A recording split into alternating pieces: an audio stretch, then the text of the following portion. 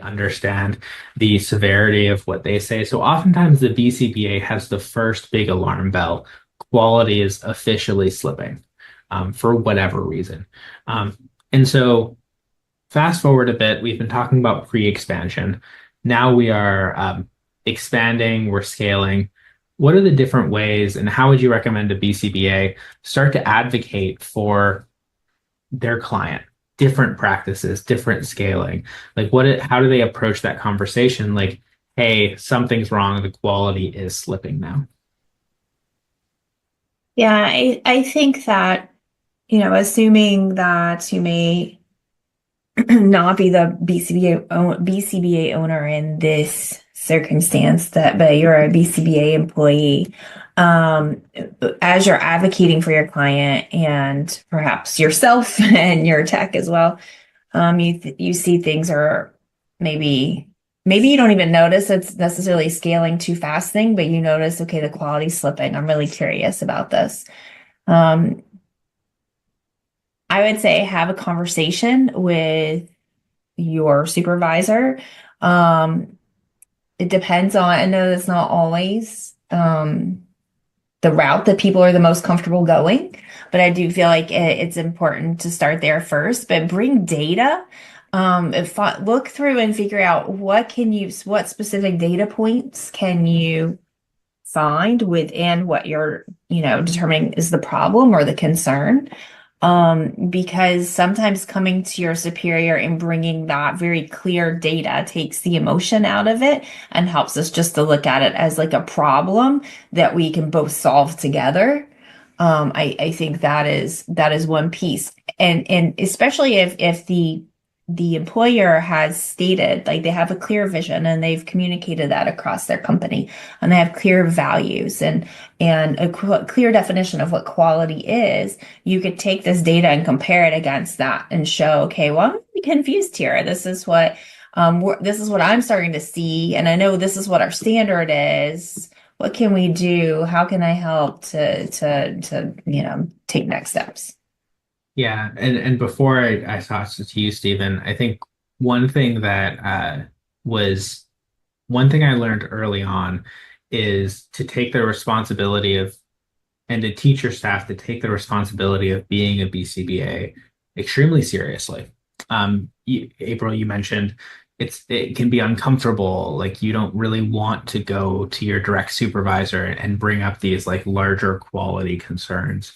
And when I've had people who have, supervisees who have shared that with me, I always ask them to really take a hard look at if nothing changes, what will the outcome for this client be? And if that answer is that they will lose valuable therapy time and they will not hit essential life skills, and it'll essentially just be a waste of their time, and maybe there's even harm involved, then I think the responsibility of a BCBA is to handle some of those uncomfortable moments. Now, if it's outside of uncomfortable and there are other Right. extenuating circumstances, that's a different discussion. But I think that the discomfort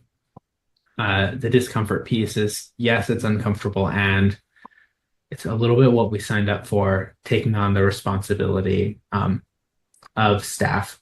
Um, Stephen, when an employer when employer gets the feedback from a BCBA or a staff member that quality might be slipping, what kind of data would help the employer see it more objectively? What can the BCBA be more prepared with to bring to the table to have an easier time with that conversation? Yeah, I mean, I think that data would help, right? So again, right, what are we collecting as far as quality? So is this satisfaction surveys? Is this based on complaints from clients or staff? What is the problem? As far as like on the ops side, what I tried to think of myself is my job is to remove barriers. So if there is something that I can remove that is in the way of providing quality services, then I should be able to remove it, right? Or at least alleviate some of the pressure. So That's kind of how I looked at it. One thing that it's kind of jumping back on the employer side of things, but as you're scaling, another important policy that you should probably have in place, because if you get into this situation and maybe you do have a tech that is uncomfortable providing that feedback to their supervisor, even is having some kind of like a whistleblower policy in place, so that they can anonymously provide that feedback or provide that concern, and so that it goes somewhere where they may not feel comfortable giving that information directly to their supervisor. Yeah, I think coming at the BCBA approaching with this is what I noticed. Um, I got curious about why it was happening, so I investigated, and I identified that my client hasn't had a consistent tech in 3 weeks. Yeah. Right? Or they have 20 hours of services and 6 different techs are serving that client. And in the past, XYZ has been true, right? So I think having that progression of this is what I noticed with my own client. I got curious and I looked to see what was going on, and this is what I noticed, and then presenting that solution.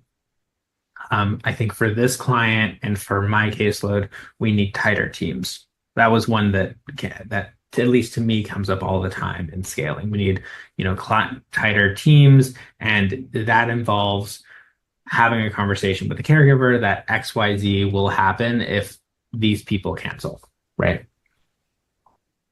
And so I think that the conversation is key, sequencing it in a way to have a solution ready, and then being open and being curious about the eventual response. And in other conversations that you and we've had off camera, there's been, yeah, I would love to do X, Y. I would love to buy an Abel's book for every single client, but there is no cash in the checking account here.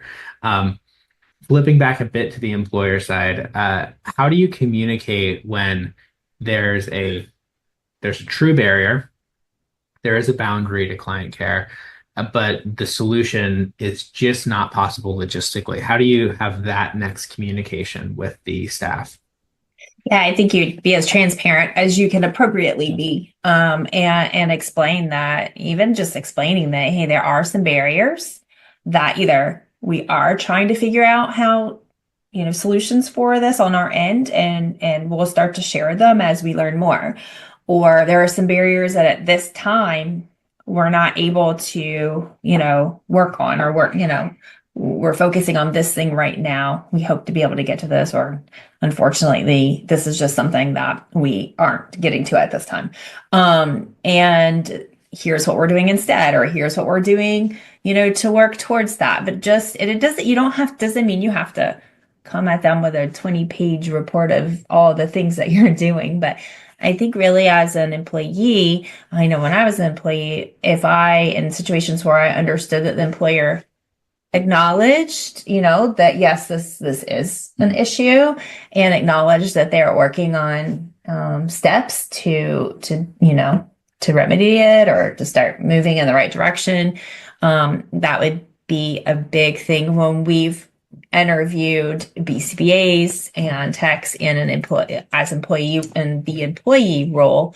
That really seems to be the biggest thing that most people want, is just that communication, the understanding of, hey, we acknowledge this, and even if it's a small step in the right direction.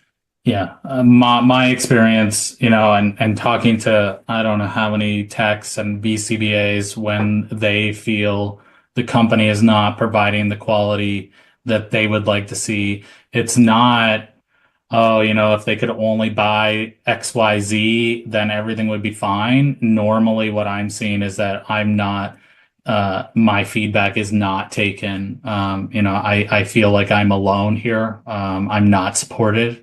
So I think acknowledging that there are barriers that will never, we could throw, $100,000 at this and would still, Right.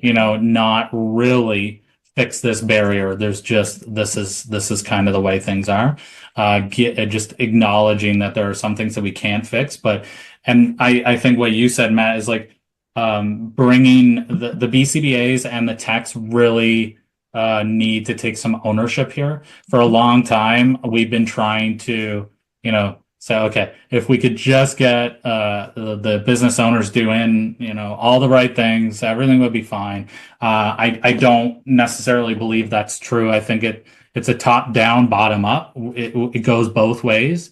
And if your techs, for whatever reason, or BCBAs for whatever reason, do not feel comfortable bringing these issues to you, then we have a problem. And it really is the frontline workers. They have to feel that their worries are important, and that there is going to be a mechanism in place. Progress is, a perspective. How quickly are we handling this? Of course, it's going to depend on the person, but I think having something in place that shows, hey, we take your feedback. I want you to be a part of the solution. Don't just put it on me. I want to work together as a team on this, so that everybody feels like they're a part of it, I think can be very helpful. I think you'll get more, you'll get a higher feedback on the fix. I think if you just take it yourself, I know, looking at both the employer and the employee side of things, if I had my manager just decide on their own how they're going to fix this situation, it may not be how I would fix it, right? I may actually feel more resentful at the end of the day. So bringing them in, okay, how does this look for you, right? I think that can be very important. Yeah, I totally agree. And I think one thing that I always did as a director, and I try and do now with any staff who work with me, is if a problem is presented, we need to reinforce immediately that verbal behavior that led that verbal behavior of the problem being presented to us. Because the last thing you want is all of your techs or all of your BCBAs talking amongst themselves about something and never bringing it to you. And the best reinforcer is solving the problem. The reality is you can't always solve the problem right away. Even if it's something like teams or hiring or something like that, as fast as you want to go on that, it's still a 2 to 3 week fix. But one thing I did as a supervisor and as a director is whenever something was presented, I would listen fully, have that conversation, really understand what was going on, and then give the next action step to that person that I was going to do. I totally hear that you're struggling with staffing this client right now, and there's too many cancellations. I agree it is impacting quality. The first thing that I'm going to do is reach out to the caregiver and talk about X, Y, and Z, or talk to my scheduler about tightening up the team.